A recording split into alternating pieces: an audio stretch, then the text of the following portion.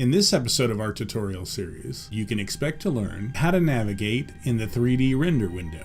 Now, no matter what your modding plans are, almost anything you do in the Creation Kit will involve using the render window to look at and manipulate objects. If you have no experience working in 3D, it can be overwhelming getting used to controlling the camera.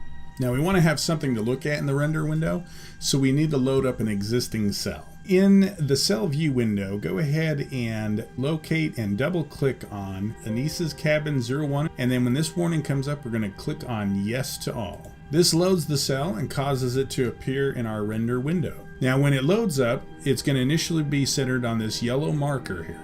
If you don't see this yellow marker, then try hitting the M key with the render window selected. Hitting the M key toggles the markers on and off. Single click this to select it, and you'll notice thin green, red, and blue lines.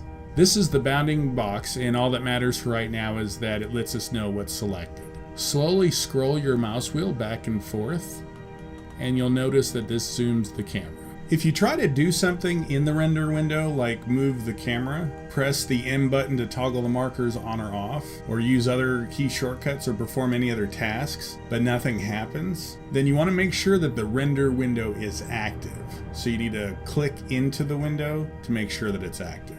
Now we're going to try panning the camera. You do this by either holding down the middle mouse button, or you can hold down the space bar and move the mouse in any direction, like so. Doing this, it's possible that you've lost sight of your selected object, so we want to refocus the camera. And there's more than one way to do this. If you press Shift F, this focuses the camera back on the currently selected object. It doesn't affect the camera angle and resets the camera pivot if nothing is selected. You can also press T, and this forces a top-down view. If anything is selected, it'll zoom the camera to that selection. Now, if nothing's selected, it'll just rotate the camera down, which if there's nothing to look at directly below the camera, it'll just show an empty space. You can also press Y.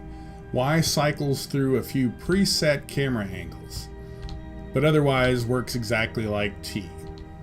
It's easy to remember both of those because if you're using a QWERTY keyboard, T and Y are right next to each other, which can be pretty convenient. Now we're going to try orbiting the camera. With any object selected, hold down the Shift key while moving the mouse to rotate the camera around the object in any direction, like this. The selection will always remain in the center of your view. With nothing selected, the camera will rotate around itself. It's important to get used to using these controls, so you might want to spend some time loading up cells and looking around them. You might be awkward using it at first, but it won't take very long to get used to it. And that's it for this week's episode. Hope you enjoyed it. Join us next week when we'll begin learning some of the tools available to us in the render window. Until then, don't forget to rate, comment, and subscribe.